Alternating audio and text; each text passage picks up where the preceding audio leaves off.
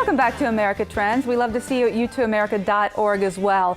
I want to talk really quickly about our last guest, Mr. Moshe, who we had a hard break to get to, so we apologize for that. But he was telling a story about fool's gold and how in Colorado the gold rush started 10 years after the rush in California because his uncle found fool's gold, iron pyrite, called fool's gold because people would find it and thought it was gold. Well, then they found out there was actually gold in the fool's gold. So when everyone found out about that, there's a look at it. When everyone found out, that's when the rush to Colorado started. So that's Alvin Moshe's story of the Phoenix gold mine in Colorado. So check out his website, it's so neat. Also, we are talking tonight to the owner of Mayor of Manners. Ms. Maryanne Parker joins us tonight, and we're so glad to have you in studio. We appreciate you coming in. Thank you for inviting me. How are you today? Should I shake your hand? Should we? Oh, we always shake hands. I love it. I love it. So I love this topic. Thank you. Because we're taught it's so important, but it seems more year after year, more and more manners sort of fall off. Are we losing our manners? Well, depends very much from our surrounding as well. We have to be very cautious who we surround with as well. But you're very right. We are losing our mannerism, unfortunately, because many of the parents actually don't really know much about etiquette, or they're so busy, so they can't really transfer the etiquette and the mannerism to the children. And this becomes as generation after generation without very good manners. So it becomes really detrimental for the society as well. So what else? Why is that? Is it because we're so busy and we get busier year after year, decade after decade, and so it goes a little bit, falls away a little more all the time? This is very true. We live in a very busy environment. Everything is very demanding, is as rush hour. So we're rushing constantly. So certain topics become a little bit, probably in our opinion, not that important. But unfortunately, etiquette and good manners are very crucial for our success. So what are the things that you want to bring back? Well, I always think that good introduction is very important. Also, the gratitude. We have to be very mindful because when somebody is nice to us, we have to show appreciation. So there are many different codes that we should concentrate on. Okay, so can we go back to the introduction? Yes. You and I are at a party. Jason, our stage manager, comes up and he starts talking to me, and I say, okay, and then he walks away and I do nothing. That's probably wrong, right?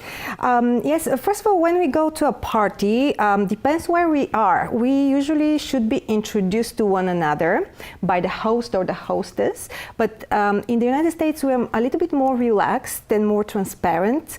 So we actually can introduce ourselves as well. It's not a big deal. But if we're in a different culture, probably we should consider where we are because we need to be introduced. So when we go to this particular party or event, we always have to introduce ourselves to people when we see a group of people, never two people, because when there are two people and we decide to join, this could be really intrusive. So we don't want to do that. Oh. So we have to really keep our composure and to be kind of invited.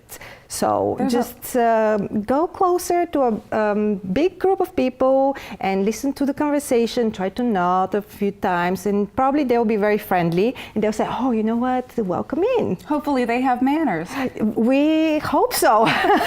You talk about gratitude. How do we show that? Are we talking about like thank you notes? Yes, I'm talking about thank you notes and in general because, how I said, we live in a very different environment and very, very different dynamics. So we use a lot our phones, our emails, but I really love the old-fashioned thank you note because when it's handwritten, when it's nicely presented, you show so much, not only appreciation, but authenticity. So I believe that people like to be appreciated because when they do something nice, they'll probably continue doing nice things because this is their nature, but we want to show them that they're really important.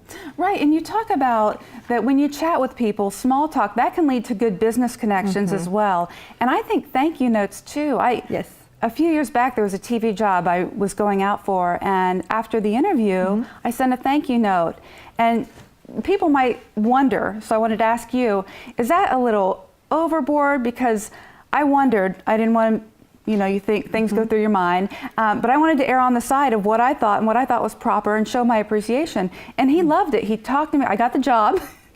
And he made mention of how neat it was. Do you recommend things like that in a business situation? Business situation, you see, a lot of people think that etiquette is about ballroom dancing, some kind of alt rituals, King Louis XIV, but actually etiquette, especially business etiquette, is a timeless practice as well. So how we present ourselves in a social situation reflects a lot for our business situations as well. So thank you note, you see, this is I'm assuming that when somebody thinks that we're going overboard, is where we're actually losing our manners, because this shouldn't be even a thought of ours that we're going overboard just because we want to show authentic appreciation. This guy's been in the business for decades, worked in New York, had never gotten a thank you note. And I was like, imagine. So you see, you make difference right away. You're not only on the edge, but you dominate your industry because you're not competing with the other candidates. You're dominating already. So that's why you got the job. I was dominating. Yes. I love it. Well, another thing you make mention of is how we don't eat family meals anymore, family time, coming together. Why is that important? I think that is very crucial because back in the day, the families were gathering.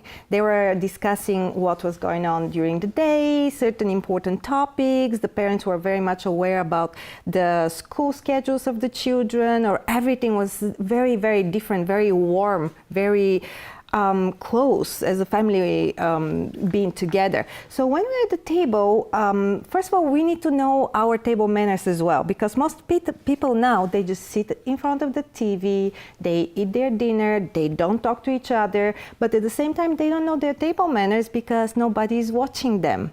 So, right. And you know, you go to a restaurant because you want to raise your standard, you want to get a good job, or you want your child to get a good job. You are invited to some kind of a high profile event and you don't know your table manners. So of course people won't prefer you than somebody else. So everything is extremely connected because many people have degrees, but if you don't have your social skills developed, you can't really make it. Etiquette 101 is maybe more important than college sometimes. This is true, because look at Tony Robbins. He's one of the biggest business developers and strategists in the world. He doesn't have a traditional degree, but he has a PhD in results, if you think about it. So social mannerism is much more important than your degree sometimes. And I'm not advocating that we don't need our degree, but as a combination could be great. I agree. So you talk about how it can create wealth by doing the right thing, and that's one example. And I also think it's edifying that you eat with the family and creates a bond that you just don't have if you're clicking on your phone. Absolutely, because when you're constantly on your phone, you actually can't even communicate properly anymore. I don't know if you've noticed, but I've got 2 teenagers at home, and sometimes they are missing certain words because they're constantly on the phone. I'm trying to navigate it in a certain way, and I'm sure that many parents are going through the same challenge right now because the phone is detrimental. Let's talk more about that in the next segment. Yes. Social media, phone etiquette. We're going to be back with Maryanne Parker after this. Smile, you're right beside me.